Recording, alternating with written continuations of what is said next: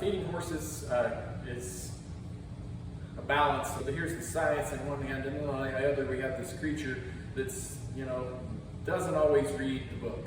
So you can have two horses, or one horse, like both exactly the same body condition score, both exactly the same workload.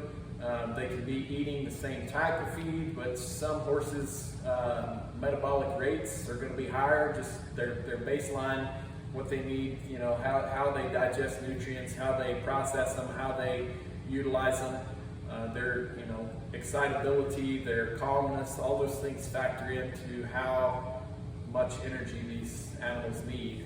Step one is figure out your horse's current weight, either with a scale, a weight tape, or looking at their current body condition score. Really some combination of those three things, at least 2 out of the 3 would be nice. So second, once we get the starting point, we need to figure out, is this starting point where the horse needs to maintain stay at the same level?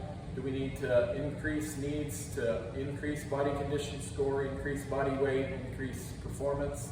Or are we overly conditioned and need to decrease the nutrients and get back to a happy, normal playing field as far as being able to maintain and perform and do the things that the horse's intended use is? So once we get that, then we're on to how much feed does your horse need? The rule of thumb is 1.5 to 2% body weight total amount of food intake on a dry matter basis. So that means, hays, grains, all of the horse's total consumption, grass that it's consuming in the pasture, things like that. All these things, we need to figure out the amount of total pounds of food intake we're going to have for the day, and adjust that according to what we previously discussed.